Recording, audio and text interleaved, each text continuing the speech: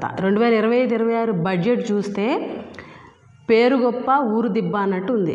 3,22,000 కోట్ల రూపాయలతో ఈ 25-26 బడ్జెట్ని ప్రవేశపెట్టడం జరిగింది. కానీ కేటాయింపులు చూస్తే శూన్యం. సూపర్ 6 పథకాలను అమలు చేయలేము అని చెప్పడం జరిగింది.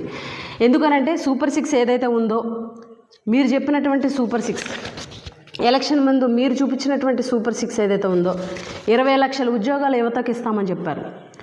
లేని పక్షంలో 3,000 రూపాయలు నిరుద్యోగ భృతి ఇస్తామని చెప్పేసి యువతకి చెప్పడం జరిగింది.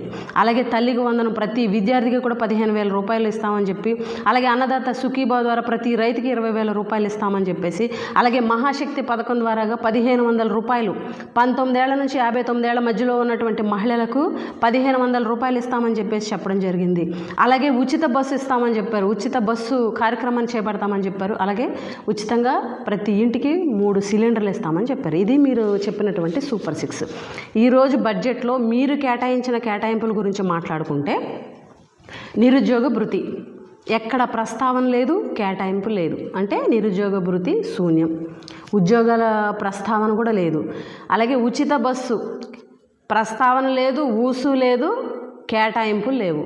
అలాగే మహాశక్తి 1,500 రూపాయలు ఏదైతే ఉందో, 19 సంవత్సరాల నుంచి మహిళలకి 59 సంవత్సరాల వరకు ఇస్తానన్నటువంటి ఏదైతే 1,500 రూపాయల పథకం ఏదైతే ఉందో, దాని ప్రస్తావన లేదు, ఊసు లేదు, కేటాయింపులు శూన్యం. పూర్తిగా ఆ పథకాన్ని ఎత్తేసినటువంటి పరిస్థితి ఇక్కడ కనిపిస్తుంది.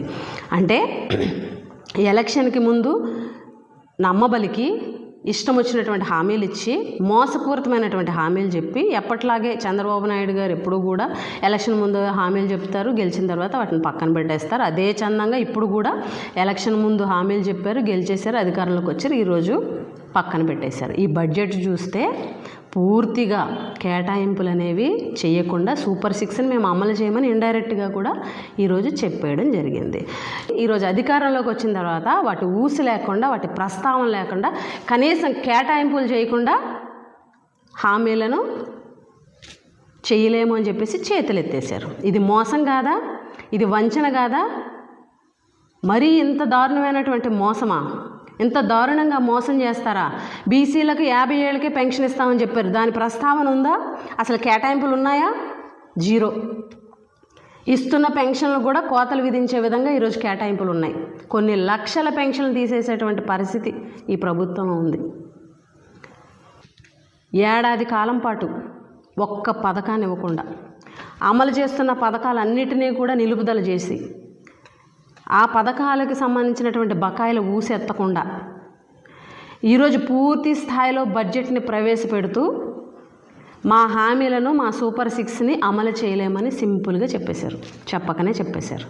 అంటే నిలువున ఈ రాష్ట్రంలో ఉన్నటువంటి ప్రజలని మోసం చేశారు, వంచన చేశారు.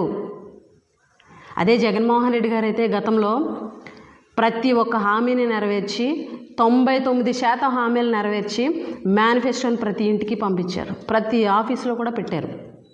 అంటే జగన్మోహన్ రెడ్డి గారి చిత్తశుద్ధి, ఇచ్చినటువంటి ప్రతి హామీని నెరవేర్చాలి, ప్రజలకు ఇచ్చినటువంటి ప్రతి హామీని నెరవేర్చాలన్న ఆయన చిత్తశుద్ధి ఈరోజు మీరు చూస్తే, అది ఇచ్చేస్తాం, ఇది ఇచ్చేస్తాం, జగన్మోహన్ రెడ్డి గారి కన్నా డబల్ ఇచ్చేస్తామని చెప్పేసి నమ్మబలికి ప్రజల్ని మోసం చేసి ఓట్లు వేయించుకొని గెలిచి అధికారంలోకి వచ్చి ఈరోజు బడ్జెట్ కేటాయింపుల్లో చేతులెత్తేసినటువంటి వైనం నిజంగా చాలా దురదృష్టకరం.